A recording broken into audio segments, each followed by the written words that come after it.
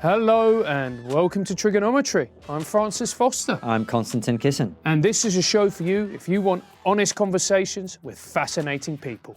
Our brilliant guest this week is a journalist and broadcaster, Mike Graham. Welcome to TRIGGERnometry. Thank you very much indeed. Thanks for inviting me. Very nice, bijou little place you've got here. Right? I don't know if I'm allowed to say where it is in case you have sort of, people that might come here and do you harm. Yeah. But it's a very nice part of North London. I took a little time to find it, but it's an amazing part of the world, this. I really like it. I actually used to do a show with a guy called Mike Parry called The Two Mikes, and we actually started our comedy career at Hen and Chickens, which is not a million miles away from here. And it went from bad to worse, basically, and now I don't work with him anymore. So that's another story.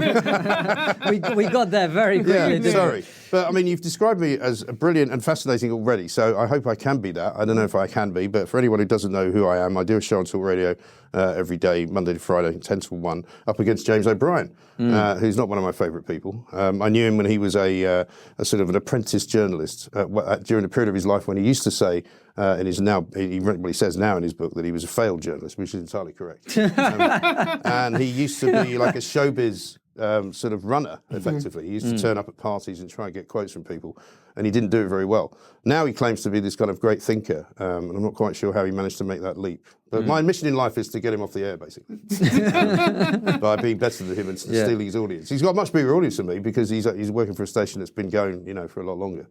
So before I got into radio, though, I was a newspaper guy. I was in Fleet Street for So you're Rocky. 25 years, really. When it was hot, when it was great, when it was amazing, when you could basically get away with murder.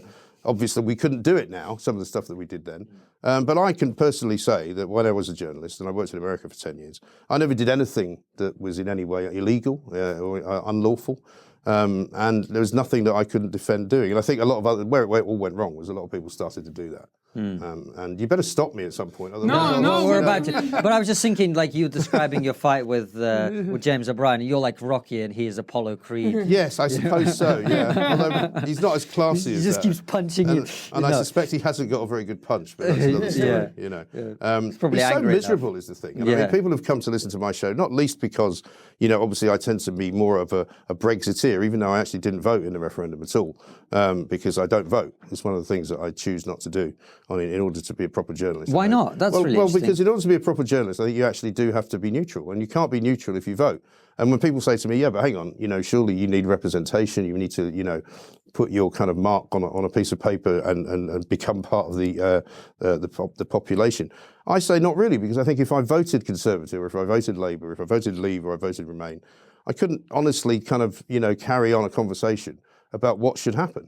But you do have strong views, though, don't you? I mean, you are pro-Brexit, for example. I am pro-Brexit, right? but one of the reasons I'm pro-Brexit is because the people voted to leave the European Union. So that's my motivation for it. If they had voted to remain in it, I would have said, well, then that's what we have to do. So you're pro-democracy. I'm pro-democracy, and a lot of people think that that's just me hiding behind, a banner, but it's not. And also as I started to talk more and more about Brexit, I got more and more fed up with the kind of Remain sort of elite, the people that ran the newspapers, the people that ran the TV stations, and all of the kind of nonsense that was coming from the pro-Remain lobby. And I had many, many rows with lots of MPs. We had this tent down in Westminster, and they would come in, and some of them were just so condescending about, how everything was going to be terrible. And basically what they were really saying was that the stupid people have somehow voted for this. And, they don't know what they're doing. And we know better than they do. And I started to get really kind of wound up about that. And so it seemed to me that I should be one of the standard, and now I'm sort of seen as one of the standard bearers of Brexit, which is fine with me, because it also, I think, was a really important moment, for the country to actually have the people deciding what to do rather than all of those people sitting in Westminster, because they would have loved to have stayed in the European Union. I still actually don't know why. I mean, I don't know which way you guys voted, but I don't understand those people who say to me, it's a great thing to be in the EU. I don't get it. What's so great about it? Well, we both voted Remain. Because we're good people. Yeah, obviously. And obviously very intelligent, clearly, But that was a running joke on our show for such a long time, because we voted Remain, but we are very much in your camp in the sense that people vote, man. And that's it. Yeah. And democracy is far more precious than even if you think that Brexit will be economically damaging, which I'm not sure about. I don't think it will be. I mean, it could be, but any number of things could be. I mean, coronavirus could be a lot more damaging than Brexit ever was. But also staying in the EU could be incredibly economically damaging too. And no one ever thought about that. But anyway, my point is, we voted Remain, we lost. Yeah. That's it. There's never been, in my experience, a more kind of collection of bad losers. I mean, I've never seen anything like it. And we were sitting in Westminster on a day-to-day basis, and at one point, actually, a guy called John Rentoul, who you probably know is the Independent's political commentator, sat down. And I literally said to him, I've actually run out of questions. I can't think of anything to ask you, because what are we going to do? I thought we were going to be stuck in this kind of horrendous hellhole of nothingness, going nowhere, not being able to do anything, not being able to pass any bills, not being able to get any votes through. I honestly didn't see an ending. I thought we'd just be doing this forever.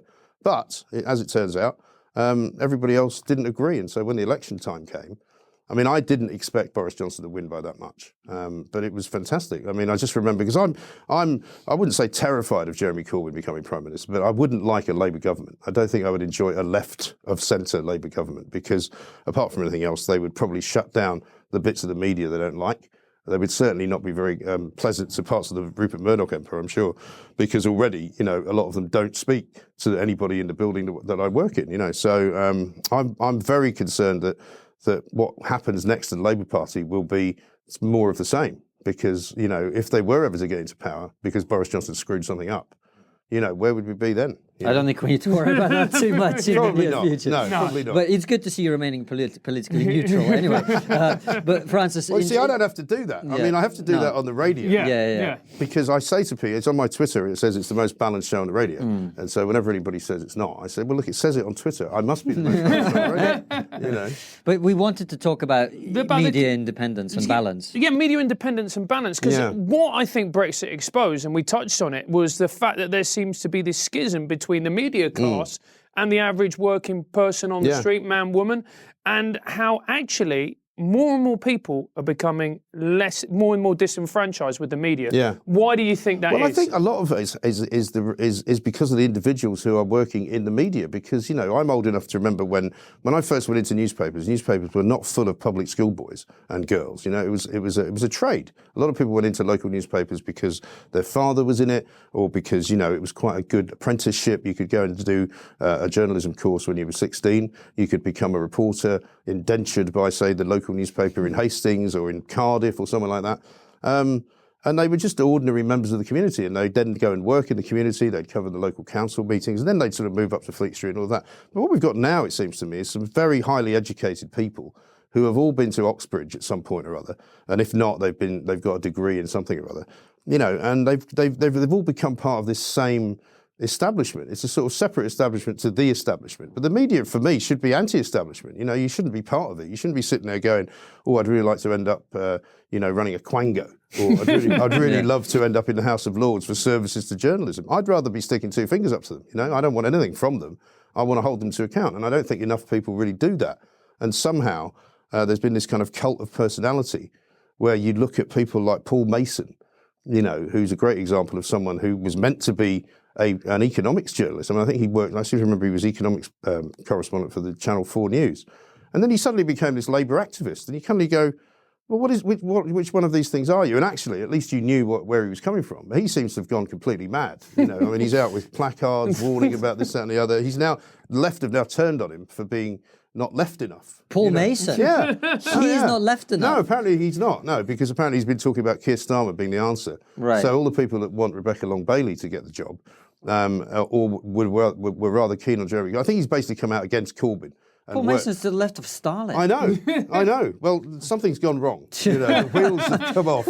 But I think, when you watch people like Adam Bolton and you watch people on Sky generally, they're very Remainy. Whether they think they are or not, they absolutely are. And the news agenda that they choose to follow tends to be very much driven by that. And I think that's the problem. Unlike, genuinely sort of people who try to be, and I know that people accuse me of being, a Tory and all of that.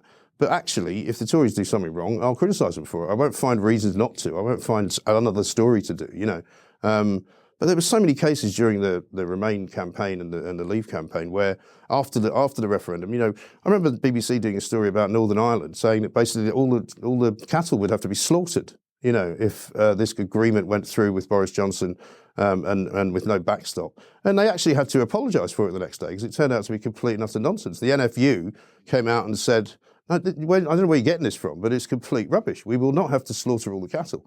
You know, just stuff like that, just basic politics and basic journalism, getting it wrong like that. Question time as well. I mean, you go to Question Time, and I watch it now just to get annoyed. You know, I literally can't see any merit in it, really, at all. And they're so desperate to try. The other thing about balance, I think, I can't remember who said this, it was somebody in America who said, you know, balance is not about giving equal time to absolutely everyone, because there are some right nutters out there. You don't necessarily want to equate one person's thought process with another.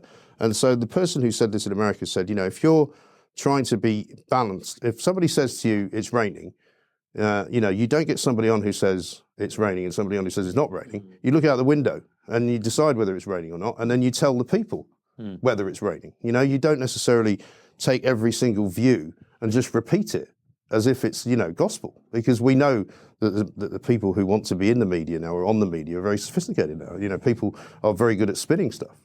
And do you think the media's hit this point of crisis now? You look at the mainstream media, and we were talking, you know, the Sun declared record losses of £68 million.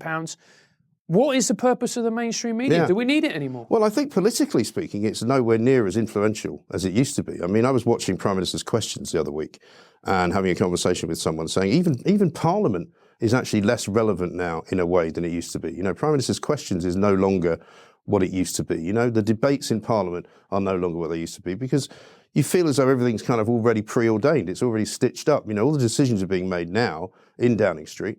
They're not really going to Parliament to debate them. They now don't even have to, because everything's going to be passed through.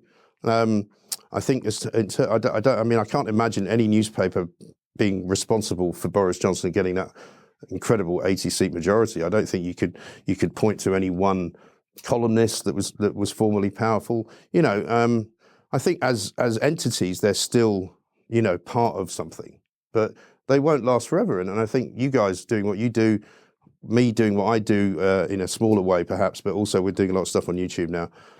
You know, there's many more people watching YouTube now who've just been turned off TV altogether, really, because actually you have to ask yourself, you know, why do you watch the news at 10? Why do you watch? I mean, I watch Channel 4 News, generally speaking, also just to kind of get annoyed. I've been very happy to see that Jon Snow's been self-isolated. Apparently he went to Iran to cover the elections, and he came back and he's now self-isolated. He doesn't present the news anymore. They just cross to him every time that the news is on. And he talks from his kind of, you know, hellhole wherever he lives, probably somewhere around here, and doesn't look very well, you know. So, but I mean, I don't really watch it to be informed about anything. Oh, no. And I don't finish watching it and think that was a really, really interesting, you know, item about something. And I've got a lot of time for a lot of journalists, and particularly the ones who go into war zones and you know, individuals who actually are people that I respect. And there's lots of them. And don't get me wrong, there's lots of them that work at the BBC. There's lots of them that work in Fleet Street. There's lots of them that work all over the place. But the entities themselves, I think, are sort of confused as to where they go next, because they can't do what you guys do, and they can't really do what I do. Because, you know, they're sort of, they don't know how to. Well, the reason they can't do what we do is because they're on the leash. Yeah. Right? We don't have a leash on us. We can talk. Well, not at the moment, but I mean, Ofcom would very much like to put a leash on YouTube and on social media as well, wouldn't they? Which is actually quite terrifying. It is, and YouTube itself would like to put a leash on everybody. And we've talked about that a dozen times. But I think in terms of what you're talking about, is it really looks to me like the mainstream media kind of they keep clutching at things quite awkwardly because they're dying, right? And they're like trying to grab on, and that's why you get these things like the Kathy Newman, Jordan Peterson interview, where it's just worthless. Right. It's absolutely because she's worthless. Basically talking to a guy who has a massive following, who those people who follow him think he's great. She's kind of introducing him to everybody else who doesn't know about him because they don't go on YouTube. And they don't really know who he is. And in the space of the short interview time that they've got, they can't really work out who he is. And as you say, I don't think anybody learned anything from that. Well, the only thing people learn is that he was good at arguing and she looked like an idiot. Yeah. That's it. And I don't think that's worth It's half an hour. It's not the only place you can look for that particular conclusion. But talking about the mainstream media, you brought up the BBC a couple of times. That was one issue that we really wanted to talk to you about. Obviously, Boris Johnson is looking at removing the license fee, making it a subscription-based model. You're quite critical of the BBC, are you not? Well, I think the BBC's too big, apart from anything else. I mean, what it's meant to do and what it was invented to do was to produce broadcastable material, either for the radio or for television, at a time when they were the only people that could do it. When they invented, Radio 4, when it was called the home service, and I used to listen to it, my mother used to listen to the Archers, every night, and the Today programme, it was good because there wasn't much else to listen to. There wasn't much else out there, and it was very well done. And the news, everybody watched the news at 6 o'clock because that was how you found out what was going on. But now if you don't know what's going on at 6 o'clock, you must have literally been asleep all day, because everybody now knows they get an alert on the phone when something happens. I mean, during the coronavirus scenario, you're getting alerts going on all the time. Well, this has happened or that's happened, a few more cases over here. I mean, if you're really not able to see any of that, and you get to 6 o'clock and you go, oh my God, there's a coronavirus going on. And you have to be living in a cave or something, Yeah. And also, I've looked at what it is that they do. They employ 22,000 people, right? They've got 61 radio stations. Now, one of my incarnations was running a radio station in Edinburgh, the first speech license that was given out since LBC back in 1973.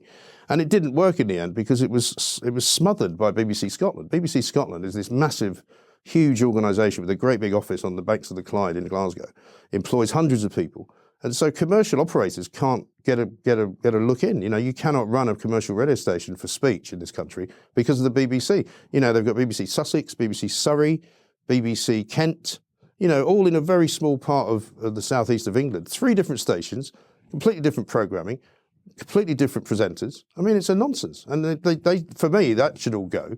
I'm quite happy for them to keep the news operation because I think some of it's still very good. But, why the hell do they do Strictly, for example? What is the BBC doing making a programme about dancing in which they pay loads of money to individuals to appear on it? I don't get it. That's not what the licence is for as far as I'm concerned. And why do they have such a massive website? What are they doing making children? They have 10 TV stations, 10 channels. Which they don't need. They were supposed to have shut down BBC Three, still seems to be going. They're commissioning stuff now just for the iPlayer. And it's just too big. I think it just needs to be broken down. So you want to make it leaner, but are you saying we should abolish the license? Yeah, absolutely, yeah, definitely. But do you not think that... And you should pay for the bits of it that you want. Right. That's how I would do it. The reason I ask is and I'm someone who's gone on the BBC a number of times, usually to criticise the BBC. Right. So I'm not a huge fan, on the one hand. On the other hand, I do think that we do need one national broadcaster where in a very polarized politically society, we can all come together and what they need to do is kind of be more balanced, which they haven't been. They've taken the piss on some things. Right. But if they could be more balanced on that, I think they could actually bring people together into a common space. Otherwise, we just all disappear into our own echo chamber. Well, certainly Andrew Neil made that point. He came back from America, I think it was sometime last year, and he said, I watched TV when I was there, and he knows America, he works over there and all that, and he said, I watched a program on MSNBC, which was 4 guests talking about what a horrible man Donald Trump was. And then I went over to Fox and there was 4 people talking on a chat show there about what a great guy Donald Trump was. He said, here's what you should do. Why don't you take 2 of them out from each side, put them in the same show, and they can have a proper argument. And you're right, I don't want to see British media becoming polarised so that only some people watch this and other people watch that. But the problem is that, who decides what the BBC does, right? I mean, if you were to be the guy that said, now we're going to make X number of shows, we're going to have this many channels, we're going to employ this many journalists. I mean, what is it though? Is it an entertainment vehicle? Is it a news vehicle? What is it? How would you change it? Well, it's a combination of a few of those, isn't it? Which is maybe why you say it's too big. Well, in my view, when I was growing up, I'm a lot older than you guys, I was watching things like Porridge and Dad's Army and all of that. There was literally nothing else going on. I mean, there were 3 channels. I remember when there was only 2 channels, and long before they brought 4 and 5 in, and you didn't have a massive choice. A Saturday night, the family sat down and you basically watched TV from about 6 o'clock at night till Match of the Day finished, But people don't do that anymore. And variety comes in many different ways. People will watch your show rather than watch TV. You've got smart TV now, you can watch YouTube on it, and it's just as good, You don't need to spend a fortune on making Peaky Blinders. Somebody else can do that, Netflix can make Peaky Blinders. Why is the BBC spending a fortune doing it, So I just think that the model of basically telling people that you must buy this, Otherwise, we'll put you in prison.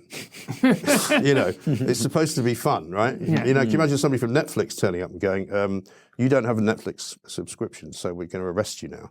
Yeah. You know, you can't, in this day and age, I don't think it's justified. And it is quite a regressive, if you look at it as a tax, Yeah. it is very regressive. Right.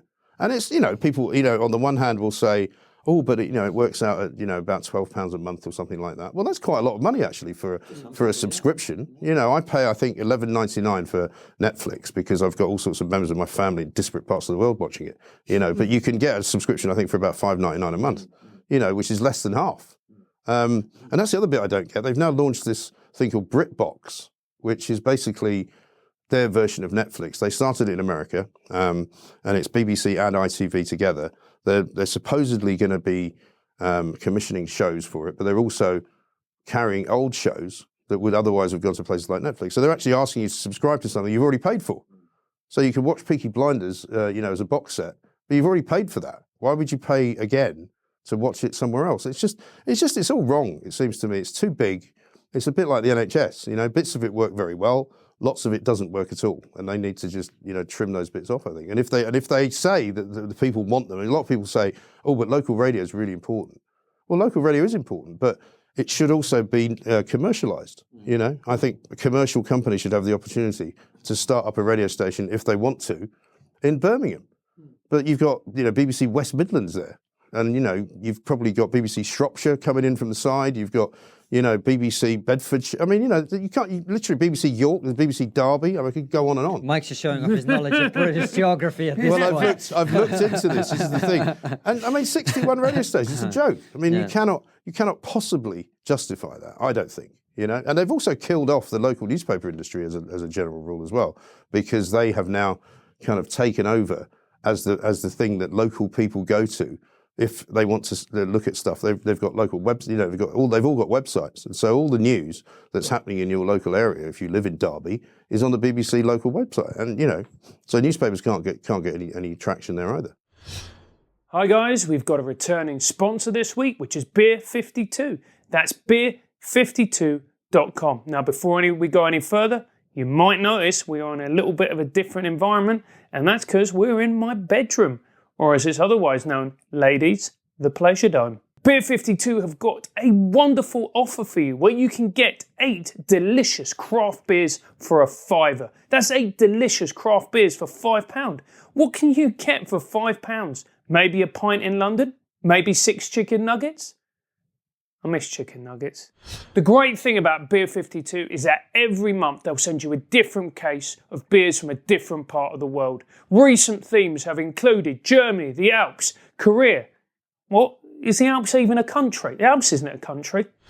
So if you want to access this incredible offer, all you need to do is go to www.beer52.com/trigger and you'll be able to get 8 delicious beers delivered to your door. That's www.beer52.com/trigger and you'll get those 8 delicious beers direct to your door. What else are you going to do?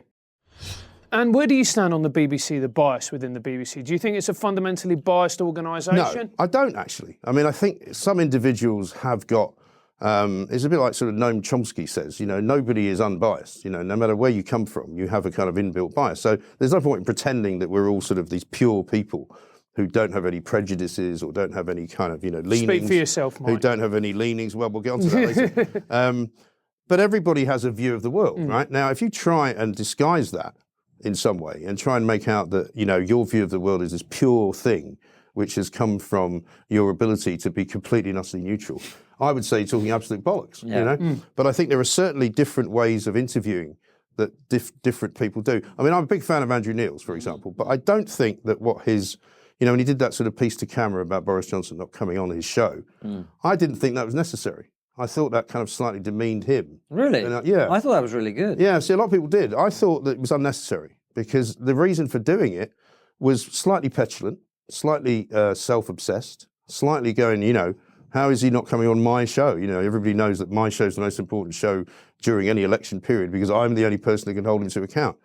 And he made a series of allegations about him without him being able to answer them. Now, you might argue, well, Johnson should have gone and done the interview, but I don't think it's the BBC's place to kind of do that. Like they're all kicking off at the moment because the ministers are not going on the Today programme because they've said that the Today programme is very biased and they don't want to do it.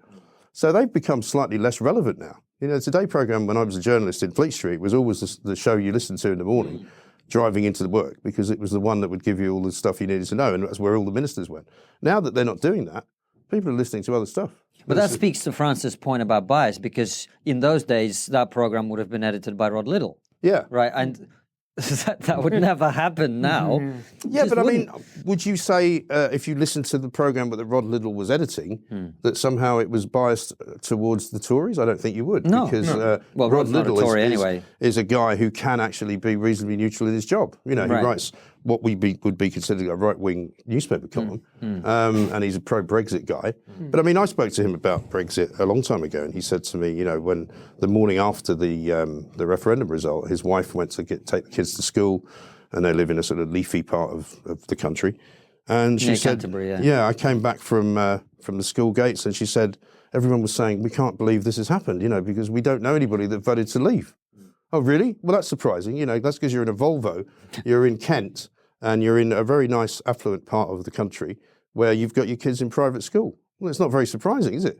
You know, but they literally didn't get it. And I think that's part of the problem at the BBC, that because they live in this kind of rather nicely upholstered world, you know, whether it's in London or elsewhere, they're all paid ridiculous amounts of money, by the way. I haven't even mentioned that. There's a guy called Stephen Nolan, right, who gets 500,000 quid a year. He works in Northern Ireland. He occasionally covers for a Radio 5. But, you know, it's ludicrous money. I mean, I can say that because I'm not on £500,000 a year, but I'm actually better than he is. You might say he's got a bigger audience, but, you know, that's not the point. How does he get £500,000? That is not in any way, shape or form market value. If he left the BBC, he would not get that money anywhere else. You could buy most of Northern Ireland for that. Fucking hell. Yeah, right. You could certainly buy all the cattle. Slaughtered. The dead cattle. But, you know, it's been sort of knocked out of kilter with reality. I think that's the problem. Yeah. And so I think they all sit around talking to each other. Fiona Bruce is a good example. I think Fiona Bruce is probably quite a good presenter of the Antiques Roadshow. But what the hell? How did she end up doing the best and supposedly most interesting political show as well? You can't, you know, how can you do that? I mean, she was a newsreader, okay? So I've got nothing against Fiona Bruce, but, you know, when she presents Question Time, she interrupts people who tend to be from the Tory party far more than she interrupts people from the Labour Party. And it's very irritating. And they all do it. The interrupting thing is really awful. One of the things that I like about these kinds of shows is that you're not sitting there trying to interrupt me all the time, you know, and I'm not trying to interrupt you. You let people talk. And I know that they don't have perhaps the time that we have, but there's a lot of sort of nitpicky type journalism that goes on where they get somebody on and they've clearly got, Andrew Marr is the king of this. He's clearly got one question that he wants to ask. He's very proud of it. And that's what they're all hoping to make the bulletin. You know, they're all hoping to get somebody to admit to something or to screw something up, you know, or to tell a lie. And it's kind of what I would call kind of hijacking journalism, you know. It's sort of trying to ambush people all the time. I think what they don't understand, sorry, Francis, about that is... Talking about interrupting. Yeah, stop interrupting Yeah, shut up, mate, fucking hell. But what I think they don't understand, and this is just a quick point before, is that they're damaging the brand. Yeah. The brand of their company, whether it's the BBC or it's Channel 4 with Cathy Newman, or whether it's the broader brand of journalism. They're damaging the brand by doing that, and they're contributing to their own death spiral. Yeah, and I think actually, I mean, if you look at what Trump's done, and I'm no particular fan of Donald Trump, and I found it very distasteful when you would see those press conferences that he would have with his supporters in them, all kind of doing this, you know, to the journalists and, you know, threatening them and stuff and making out that the journalists are the enemy. And he really fed into that, and he really made the people who were there feel that way, that the journalists were definitely the enemy. And I think there's a bit of that going on at the moment with Downing Street, because I think Dominic Cummings is very much about making the journalists appear to be the enemy. And I think he's been quite successful. I mean, if you watch the way he operates in terms of those little snippets you get of people following him around in the street, and he just says something ridiculous, you know, like you said that thing about the kids' show, the masks, and, you know, he looks at them, you're going to ask me stupid questions all night, and he's walking away from them, and he's treating them really with absolute and utter disdain. You know, but I've never been a fan of politicians being allowed to have, you know, these kind of staged events. But they're all doing it now. I mean, the Labour Party were doing it as well. And they would boo when the BBC would get up and speak. You know, it's a kind of nasty atmosphere that's been created, I think, largely by the fault of the journalists for being too biased, but also the fault of the politicians for encouraging, you know, their supporters to feel, kind of aggressive against journalists. And so it's a really good point that you're making, because you do see that, and that is a relatively recent phenomenon. Yeah. And we've come to this point where we seem to be polarized, and you get people openly booing journalists, and both sides of the argument saying the BBC are fundamentally biased. Brexit BBC, Brexit Broadcasting Corporation, all the rest of it. How do we bring some kind of unity back to journalism? Well, you see, I'm not one of those. You hear this all the time now that, from those who defend the BBC, well, if they're being attacked by the left and the right for being biased, they must be doing something right. No, they must be doing something fucking wrong, actually, because everyone thinks they're doing a shit job. That doesn't, if you're a painter and decorator and everybody's criticising you, you don't go, see, shows you what a great painter and decorator I am. No, it means you're not doing it right. And I think the BBC needs to stop being quite so pompous.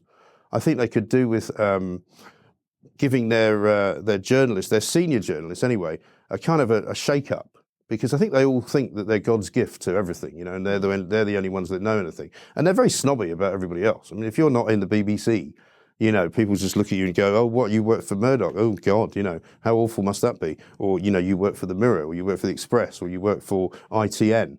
There's a kind of snobbery. I think they have to just strip it all down and start again and have a real conversation, an honest conversation with themselves about what it is that they think they should be doing.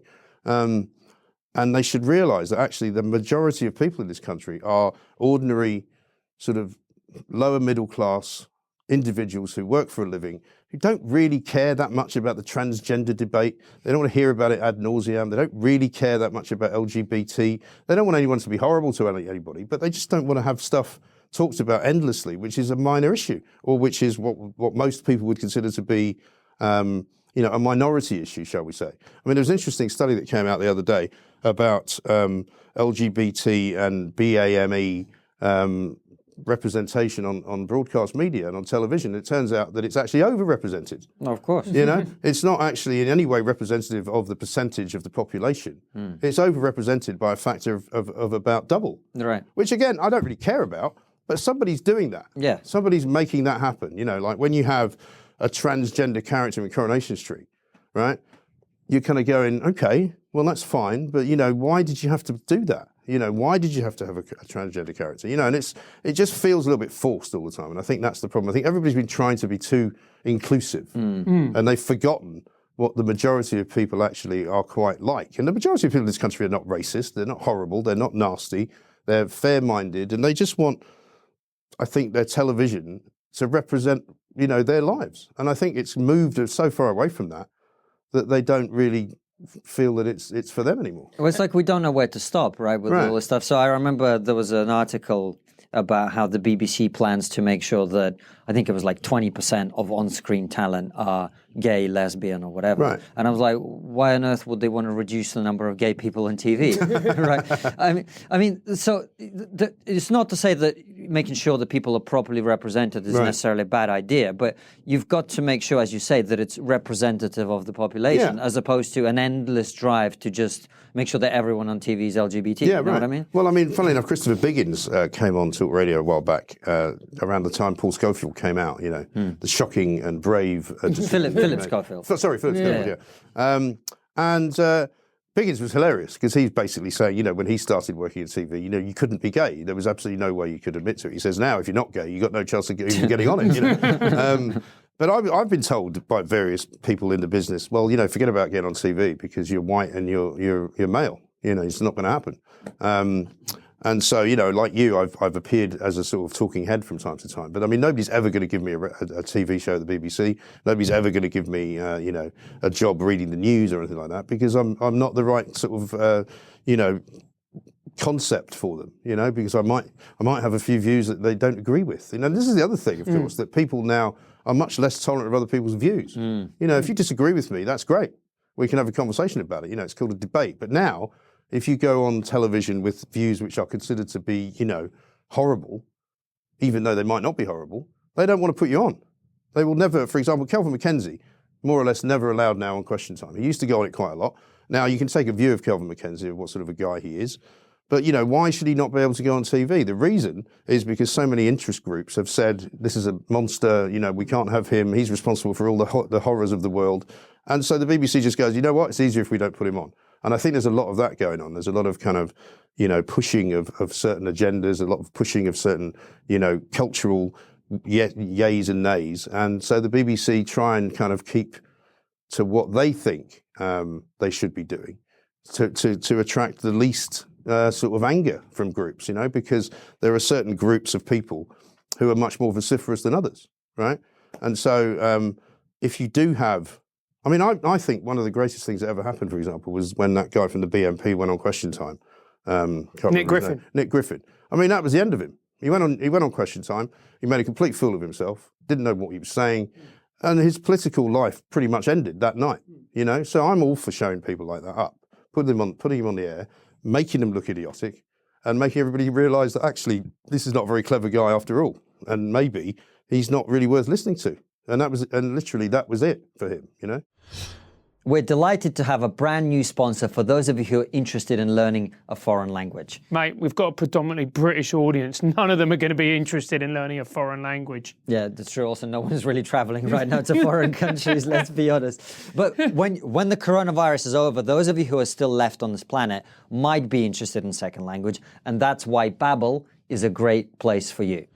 Babbel is great because they have a website and an app which allows you to learn a new language with 10-15-minute snippets every day in a clear and simple way, which is great for people like Francis who are simple. Absolutely. And also as well, when you're in quarantine, what else are you going to do? You can try Babbel completely free. Simply head over to babbel.co.uk or download the app and you can try it completely free. That's right, guys. Go on to www.babbel, and that is spelt BABBEL.co.uk, or download the app and make that time in isolation fly by. Mike, we were talking about all these, LGBTQ, BAME, all the rest of it, and we talk a lot about diversity. Yeah. But isn't one of the major problems that when we don't actually have diversity, because real diversity is diversity of opinion. Yes. And we don't seem to have it, particularly also, at the BBC. I think a lot of it is diversity of class as well, which we don't have. One of the things you see with almost every black and ethnic person on major broadcasting shows, they're all very middle and upper class. They've all been to private school. You're not getting the equivalent of Stormzy, coming on the one show and presenting it. You're getting the equivalent of, basically Andrew Marr, who went to school privately and who went to nice universities, who happens to be brown. So they're not actually representative of anything other than the same class of people. And you're absolutely right. And if you don't have diversity of opinion, I was laughing at the Oscar ceremony, right? Because suddenly this movie from South Korea wins called, Parasite, which is meant to be a brilliant film. Sure it is. But everyone was raving on about, isn't it great to have all this diversity at the Oscars? And I'm looking at them all standing on the stage, and they're all South Korean. and I'm going, well, how are they diverse? Just because you've let some South Koreans in, I'm sorry, that doesn't make you diverse. And they've sort of got it all wrong. Yeah. It's a crazy time. But let's move on to the political landscape, kind of in broad brushstrokes. Obviously, as we mentioned and joked about earlier, the Labour Party is kind of disappearing. Well, they're more and more irrelevant, it seems to me. It doesn't. I don't really know what they stand for, and they don't either. No, to be honest, I don't think they do, and they're actually frightened of saying what they stand for. Yeah. The thing I find the most amusing about them is whenever anybody asks them about, who was your favourite Labour leader. And they're also desperate to avoid saying Tony Blair. So they kind of dance around all this. Poor old Rebecca Long-Bailey, they said to her, who's your favourite for the last 50 years? And she named Clement Attlee, who died like 60 years before. So if one of them would actually come out and say with some honesty, look, we should say Tony Blair because he won 3 elections, but we can't say Tony Blair because he basically betrayed us and he took us into this illegal war, and therefore he will never be regarded as a great man. But they don't do that. They kind of talk around him like he didn't exist, like he was never there, Yeah. Well, look, we've talked the Labour Party to death on the show, but let's look at the Conservatives because Boris Johnson's obviously been elected on a large base of working class people from former Labour heartlands. How do you see the kind of the job that he's doing? You'll get a lot of those kind of people calling into your show, I imagine. Yeah. Well, actually, we've got an audience of what I would say are more Brexit Party types, right? People who were driven to vote for Brexit in whichever way, shape or form they could. Some of them are Labour, some of them are working class, some of them are Northern. And I think a lot of them are still, for them, the jury's out on Boris. You know, they're going to wait and see how it all goes. And I think he's doing better than people thought he might do. Certainly before the election, when he became prime minister, and we were told, you know, this is a man who, you know, would basically sell his own mother. You know, he's not to be trusted. I mean, I found it quite distasteful that they were talking about how terrible he was with women. I mean, I don't really care what he's like with women, as long as he doesn't beat them up. You know, the fact that he's left a couple of wives does not mean he's not going to be a good prime minister. And again, you know, people like to sort of point fingers at guys like Boris Johnson and say, "Oh, but look how horrible he is. Look what he did. You know, he doesn't even know how many children he's got." To me, none of that really matters. What matters is what he does. I've been a bit disappointed that he's been so sort of green, because I call them the eco-planks, you know, the Extinction Rebellion crowds, the people that want to, you know, stop everything and make everybody just walk around and cycle everywhere and not actually get in a car, not get on a plane.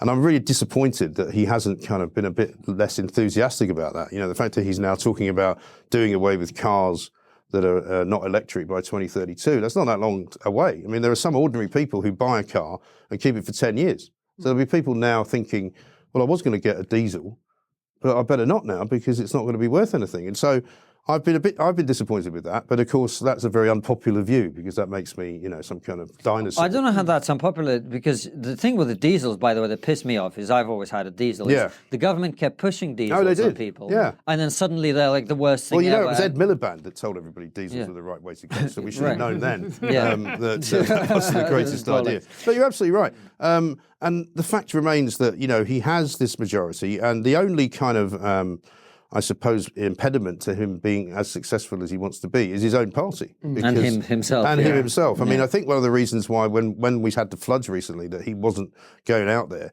is because he's worked out that, one, if he does it, he's likely to run into another of those Labour stooges who's going to turn up and say, you know, my son's dying in hospital, what are you doing about it? And then miraculously recovers the next day and they go home.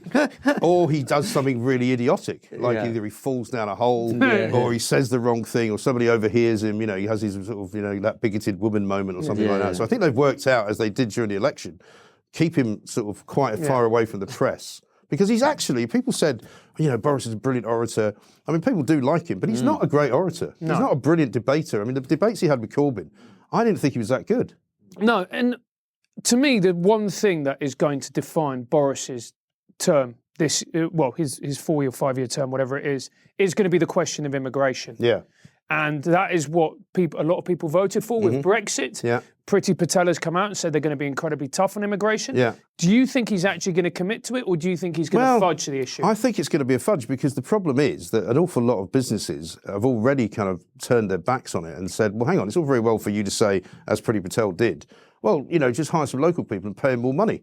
And people are going, well, you know, I can't do that because I won't make any money then. And what I do make, you'll be taxing me. And one of the greatest errors, I think, that they ever made, the Tories, was giving the Chancellor's job to George Osborne, who I think is probably the worst Chancellor of all time, who's put taxes up massively. I mean, I run a small business. My taxes have more or less doubled in the time that, you know, I've been running the business in the last, say, 10 years, you know, because they've changed the way that they tax small business. They've gone after individuals who are the wealth creators of this country. And they're the Tories. You know, this is why I'm terrified of the Labour Party getting in, because, I mean, this lot have done bad enough as we are. But I think that, you know, for example, the fruit pickers that would come in from Eastern Europe on an annual basis, sometimes maybe would stay for the rest of the year. You know, you're not going to find people indigenously here in this country who are living here who are going to want to do that kind of work. So they're going to give some dispensation to the fruit growers so that they can import these people. So you can forget that one, right? First of all, they're also now going to forget the 30,000 threshold for people coming in. So that if you work at the NHS, you can come in. So you can forget that one. And so, you know, I think it's a good idea to have a points-based system, but whether it actually practically means anything, I don't know. And every single government that said they're going to crack down on immigration somehow fails to do so. And it ends up with more people coming in. And that's what I think will happen with this, because the way they've set up the point system, I mean, I think it allows a lot of people to come into this country. Yeah. Which I personally don't have a huge problem with, but there are people who do. So and people voted to have it reduced, you know? I think the interesting thing is that, you know, it's categorised and framed by the Labour Party as a racist issue, right? Which it really isn't, because most of the people who voted to control the borders voted about people coming from the EU, particularly from Eastern Europe. Yeah. You know, that was their main concern. They're not that bothered about the family of Asians who've been there for 3 generations living down the road. You know, I mean, there are racist people in this country who might be against people with different coloured skin, but by and large, it was the Eastern European sort of influx of people that came. Because, of course, the European Union is now a very different animal to what it was. You know, I remember I used to, before I got a dog, I used to go to Calais quite a lot from Sussex. We'd go and take a day trip over to Carrefour and buy some wine and pâté and pretend we were Europeans. You know? So isn't it great, you know? Typical Brexiteer. Yeah, absolutely. And, you know, coming back on the ferry one time, there was a group of Romanians and they were standing on the deck. And when the White Cliffs of Dover came in, they literally were jumping up and down, cheering. Because, you know, this was their kind of, you know, nirvana. They'd suddenly found the place they wanted to get to. And they all got into a van with Romanian plates and drove into Britain. They're probably still here, you know, because there's nothing wrong with that. There's nothing illegal about it. But I think the problem is that if you look at countries where people live, where the standard of living is so poor that they want to come here even to do a terribly, you know, labour-intensive job for not very much money, but it's still better than where they live, of course they're going to come. And they're going to want to stay. And the reason that people want to come to this country is because it's a great country. And the people who are already here from the EU are all asking for settled status. You know, 2 million of them. I mean, we were told by the Remainers that they were all going to leave. No, they all want to stay because they love it, you know. And I'm quite happy with that. But living in London, it's a very skewed prospect. I mean, I hear from people in places like Peterborough, and I've never been to Peterborough, so I don't know whether it's true. But, you know, apparently Peterborough's got a very big Czech contingent of people that went and lived there. That wouldn't bother me, but I mean, I could see how other people might think, you know, oh, it's not my town anymore. And I think that's what the government has to be careful about. They have to be aware that some people think like that. But isn't Boris aware, and to use his own words, that the vote was borrowed, not given, and that he really needs to tackle this? Because if he doesn't, then... Well, actually, who else are they going to vote for? They're going to vote for Labour. I mean, that is the problem. I mean, you know, I've obviously got to know quite a few people in the Brexit Party. I don't think there was some talk that Nigel Farage was going to have a sort of, you know, reform party. They were going to try and reform politics. That's not going to happen. I mean, that's all going to go away because all of their funding is going to disappear. But you're right. You know, yes, people will expect Boris to improve their lot in life. But I've always said, and I said this during the whole campaign of the referendum, you know, people shouldn't be, relying on politicians to make their lives good or bad, because in the end, you know, it's up to you what you do with your life. You know, yes, a politician can ruin it by making you pay too much tax or by, you know, making you move to another country, you know, but by and large, your own life is your own destiny and it's how you sort yourself out, how many children you have and all of that. It's nothing to do with them. So you shouldn't expect to be handed money. I don't think you should be expected to be provided with a job. And I know plenty of people who live in the northeast of England who are perfectly happy with their lot. It's not as if, you know, there's this huge swathe of poor people wandering about, you know, without any clothes on their back and no food to eat. You know, this is Britain. You know, it's not, you know, Siberia, for want of a better place to pick at random. I'm deeply offended. I'm sure. I'm sorry. I'm just somehow I'm nation. Trust me, mate. You can't wander around in Siberia naked for very long. No, I can imagine. But do you know what I mean? I think we sometimes think that people's experiences are worse than they really are. You know, I mean, I had a row with Laura Pidcock before the election about poverty. You know, because we have this figure of something like 14 million people living in poverty in this country. And I just don't, it's not true. It's relative poverty as designed by the UN because, you know, they take the average income and they look at what people are making. You know, there are not 14 million people living in poverty in this country. She accused me of peddling right-wing myths, you know, and then she didn't get elected, funnily enough. But there are lots of parts of the north of England which are very prosperous, which are full of very reasonable people making a reasonable living, running businesses, you know.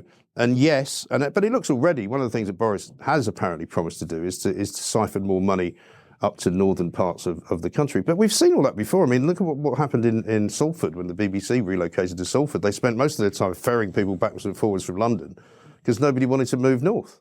You know, in fact, Susanna Reid ended up leaving the BBC as a result and going to ITV because she just didn't want to live there. No, she has to put up with Piers Morgan. I know. That's how much she was. I mean, that's how much she hated it. Yeah. But yeah, and I think, I mean, it's difficult to know how much the government can improve the society in which we live, you know? I mean, HS2 is another thing I think was a massive mistake. I don't really see the point of HS2. And they're going to spend 100 billion plus, it'll probably be 200 billion by the time they're finished, to basically get from Birmingham to Shepherd's Bush in 20 minutes less than you would normally have got to Euston. 2 dreadful places. You know, exactly. And it's going to, I mean, how long do you think it's going to take to get from Shepherd's Bush into town? Yeah. You know, I mean, and they talk about, you know, Crossrail this, and I mean, I do agree that we have been very bad in this country for a long time at infrastructure, that nobody's looked more than 5 years ahead. And maybe in that case, it's a good thing to build this fast train. But, you know, I'm going to be dead by the time it's ready, frankly. And I know it's not all about me, but, you know. Mostly about imagine how much technology will have moved on in 20 years' time. You know, people might be in flying drones, you know, being moved around by, you know, Air Uber or something, you know. And there's still going to be cancellations on Air Uber, delays and whatever. Absolutely, else. Of course. You know, you're still going to be there. What do you mean you cancelled my Air Uber? Yeah. Yeah, you went to the wrong street. But yeah, I mean, you know, the point is that you can't imagine something that they think is going to be absolutely, you know, cutting edge technology now is going to be cutting edge technology in 2040. It just isn't, you know. Absolutely. Well, I suppose that argument could always be made at any point. That's what people say, and they go, "Oh, no, that's what they said about flying," and that's what they said about. No, actually, it's not what they said about flying, because before you could fly, flying was revolutionary. You know, flying it was pretty fucking amazing actually, and so you could get from here to New York, you know, in less than a week. Yeah. You know, which you'd have to take on. You know, so it's not like that. No. But what I'm saying is that, I mean, bizarrely as well, the Green Party are against it, which always strikes me as slightly odd, since they're meant to be against, you know, for public transport and against, you know, car travel. But the Green Party are against HS2. Yeah, why? Apparently because it goes through too many areas of wetlands, or, you know... too many badgers in the way. Too many badgers and otters in the way or something. But, you know, it's kind of mad. And if you're going to spend that kind of money, it seems to me, how about you build some houses for people, because people do need houses, build them places where they're not going to get flooded, and in the places where they are going to get flooded, do something about the flooding. Yeah. You know, we don't need another bloody train. It's funny, when you were talking about Boris Johnson messing up during the floods, I just had this image of him just like standing over some kind of lever on a dam, and he accidentally fires it off, and like the whole town gets flooded. That's the kind of thing that you can imagine him doing. Although, I mean, I think he's actually less accident prone than he appears to be. Yeah. And those people that I know who... That's not what the women say, mate. Well, I can tell you something. Well, that's not the story. Hey, come on, let's do it. No, it's not quite ready for release, this one. But he is a guy who is very good at stage managing things, right? Yeah. I know some people who work very closely with him as the mayor.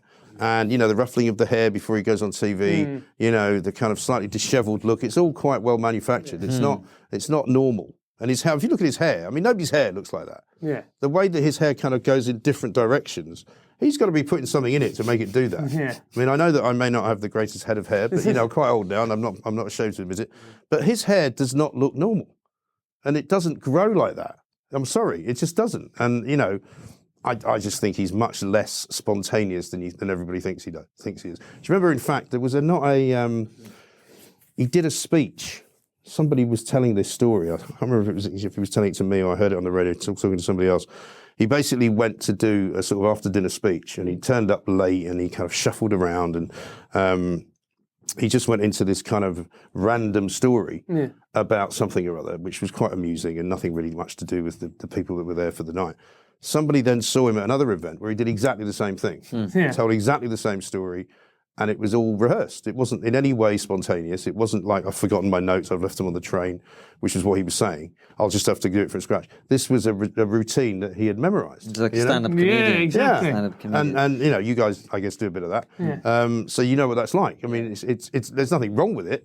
You know, if you have to do an act and you have to, you know, I mean, Talk Sport made a massive error once, and I can talk about this because it was a long time ago and the guy's not working there anymore. But they booked Russell Brand to do a show. And you know, it was when Russell was kind of riding very high in the popularity ratings, and he was basically on tour. And so the program director at the time said, "This would be great, you know, because we can put him on at 10 o'clock on a Saturday night, and we'll just run it live every night, not live, but you know, the Friday night recording, whatever." Yeah. So the first one went out, and they were, "Oh, this is great, you know, it's fantastic, brilliant." So the second one came in, and he had to listen to it first, and he rang the agent up, and he said, "I think you've sent me the wrong one. There's a bit of a problem here." He says, "It's the same as last week." And he went, "Yeah, that's the show." And he went, "What do you mean? We've booked this for 10 weeks. He does the same show everywhere?" Yeah, he's a comedian. He goes to places and he tells basically the same jokes and does the same routine. And they went, "Oh, Christ," you know. So they had to kill it. And they paid him all this money, but they could only ever run one episode because all the others were the same. That sounds like a great gig, mate. Yeah, it Get sounds paid for 10 Well, if you shows. find where this guy's working now, I'll tell you his name. And maybe you can sell him something. we can sell him something again. finance a show. Finally, a way to monetize it. Yeah, absolutely right. No. As you well know, we're well funded by the pro-Israel lobby. Do you get those accusations as well? Oh, mate, you have no idea. It's amazing how people think you're funded, isn't it? When you actually aren't funded by anyone. No. And you Well, kinda we're go, funded by our fans. That's the only people that give us money. And Constantine's overdraft. Yeah. Yeah, well, that's very good. But yeah, I mean, the sort of the difference in the media landscape now is really quite interesting for me, because it's even just in 5 years it's changed. You know? And I think it will continue to change, which is why, to go back to the BBC, I don't think their model is sustainable. You know, because they can't possibly. If you were setting the BBC up now from nowhere, you would not get to where it is now. It's just like, would you join the EU now if you were in independent Britain? Probably not. No. But just before we wrap up, I guess, and on the political side of things as well, Sadiq Khan is somebody you're not a huge fan of. No. We wanted to talk about. I mean, look, one of the there is a couple of issues that are happening in London right now that they're just dreadful. I mean, number one is obviously knife crime. Yeah. And number two is the amount of rough sleeping and homelessness that you see. Like, we walk around this very wealthy area and there's literally people with tents in the middle of the road. That's quite a recent thing, isn't it? Yeah, it very is. recent. It's happened. I'm a Londoner and I've lived here the majority of my life. I don't remember that happening when this city was actually poorer and there was a less wealth. I mean, there was always, like you say, there were always kind of tramps, as we used to refer to them then. There were always people that slept on park benches, and normally they wanted to, you know, for whatever reason. They were, you know, not all there. They were probably suffering from some kind of mental problem, but you know, but it was kind of their choice. And then, I mean, sort of down at Charing Cross, it started to get bad, I guess, about 20 years ago. But it's much worse now. And I agree. There's money coming supposedly from the government. I spoke to a guy not long ago about all of that, and who goes around helping particularly homeless veterans, because there's quite a lot of them as well.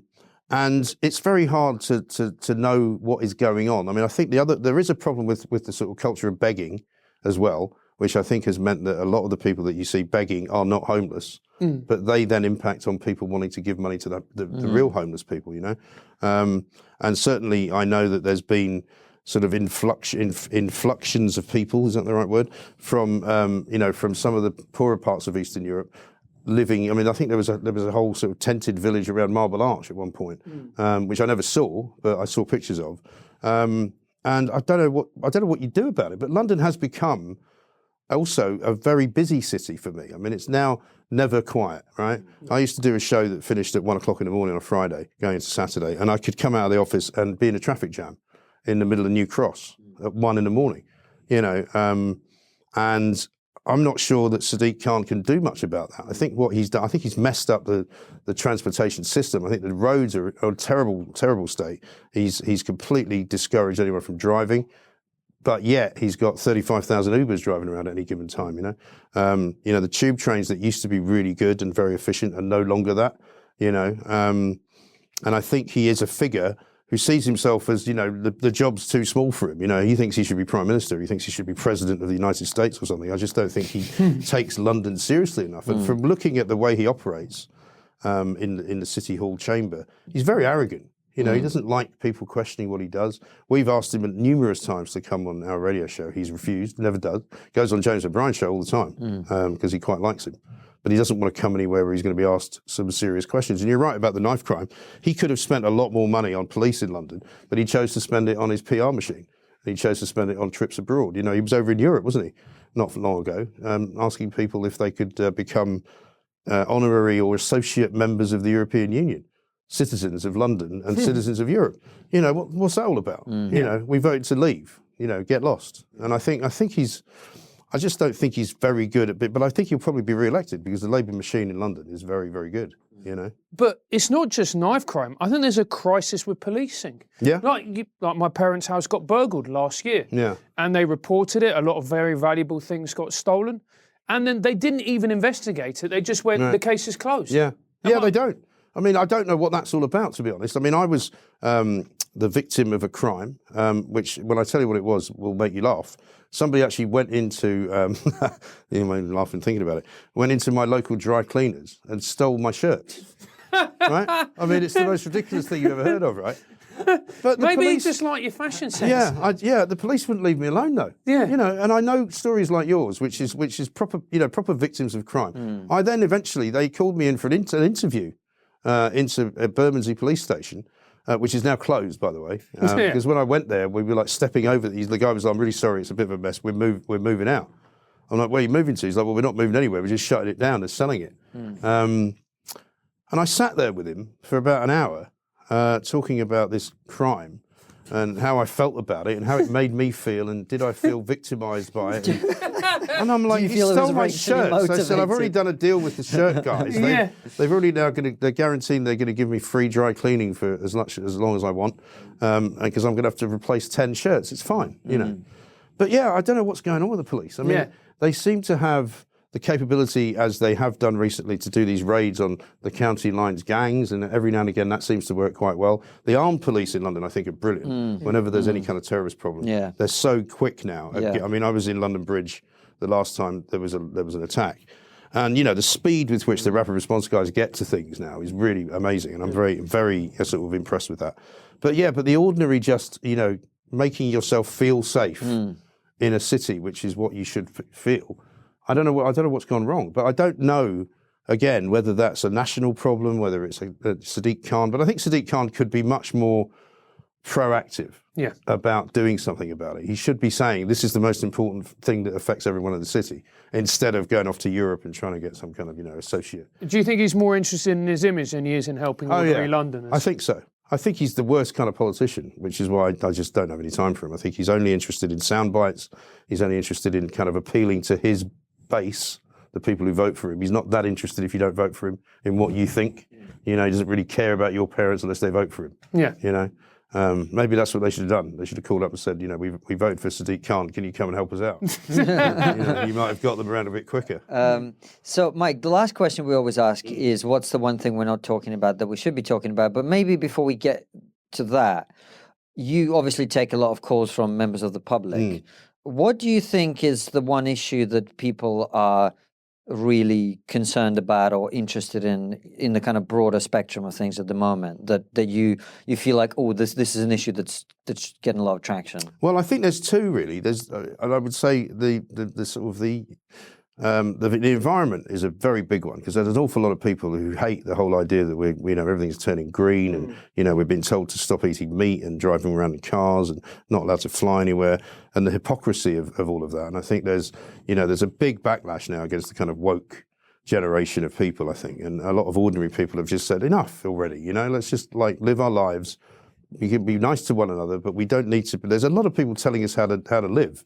And I think there's a lot of distrust and distaste about that. And I think we've already touched on the other one, which is immigration. I think people are genuinely worried that this country is basically full up. Now, you and I both know that parts of this country are completely desolate. If you go down to the West Country, for example, it's very white and there's quite a lot of room. Same as parts of Scotland. I mean, the Scots are always talking about how, we need to have an awful lot of immigration because we've got a falling birth rate. You go to parts of Scotland, there's literally nobody there. There's more sheep than there are people.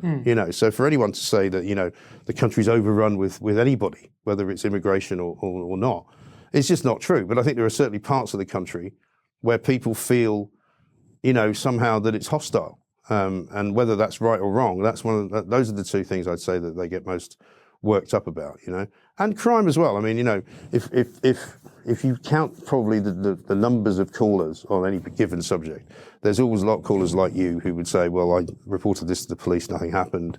We had a guy once who said he had his motorbike stolen, and he knew exactly where it was, and it was in a garage, it was in a lockup, and he basically found it because he had one of the tracker device. They wouldn't go there and open it up. He said they were like, we don't have enough evidence. Said, well, here's the evidence. They wouldn't do it. Yeah, but it does make people angry. I mean, you talk about doing an hour interview with the police about some shirts, right? I had my car broken into. Yeah.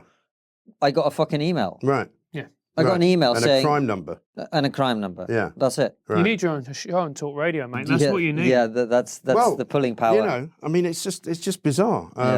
And, other people have nice stories to tell about the cops. But I think you've got to be very lucky now to have a cop actually come around to your house and visit you and actually investigate what may have happened, because... By the way, there's no criticism of police officers. I don't think it's anything to do with them. I think my experience with police officers in general is they're incredibly conscientious, decent, hard-working people who are in it for the right reasons. Right. There's obviously something going on structurally that prevents them I from being able to do I always their ask job. the question, when they say, we haven't got enough people, but when there's in the days, you remember those days when people used to march for Brexit or march for Remain or whatever it was, there was always loads of cops. Yeah. And they all somehow managed to find 20,000 police who were willing to do overtime.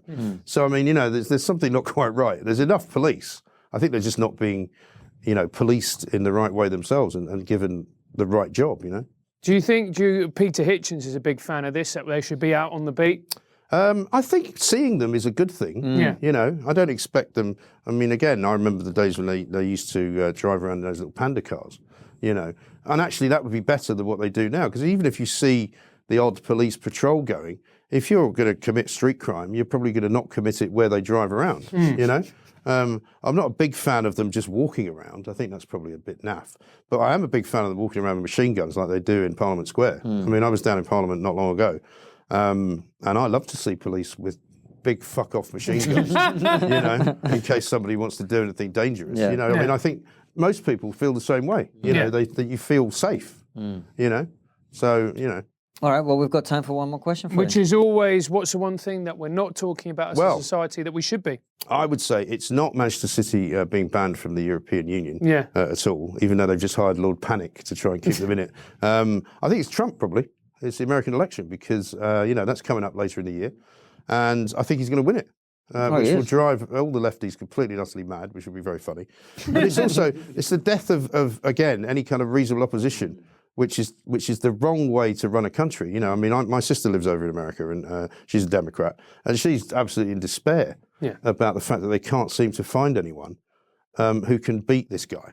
That's because they've gone off the deep end, man. Yeah. They've gone so far off the deep end. I lived in New York for, nearly 10 years back in the 80s until 92.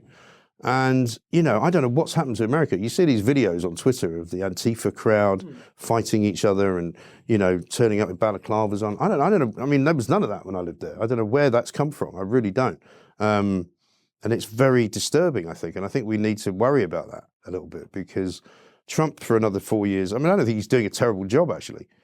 But I just worry that he's creating this kind of hatred and he's fueling, more of the same. So it won't get better. I think it will get worse. And on that uplifting note, thank you very much, Yeah, there you Mike. go. Trump is an issue that no one talks about. But Mike, thanks for coming on. Thank you, not at all. Really appreciate it. If people want to tune into your show, how do they do that? Well, Talk Radio is on DAB. We're also on YouTube every day, and you can look for the Talk Radio message there. We do podcasts. Just type Talk Radio into Google and you'll find us. And if they want to find you on Twitter? It's at IROMG, which is not anything to do with me being Iron Mike, which some people seem to think. It's the Independent Republic of Mike Graham, which is the name of the show. And also MG was taken. Yeah, okay, fair enough. We'll put all the links in the video, as always. Thanks for tuning in this week. We'll see you in a week's time with another brilliant episode. Take care. See you next week, guys. Thanks for watching, guys. As always, subscribe to the YouTube channel, click the bell button next to the subscribe button so you get notified when a video comes out, and follow us on all the social media at TriggerPod. And also leave us a nice review on iTunes and spread the word.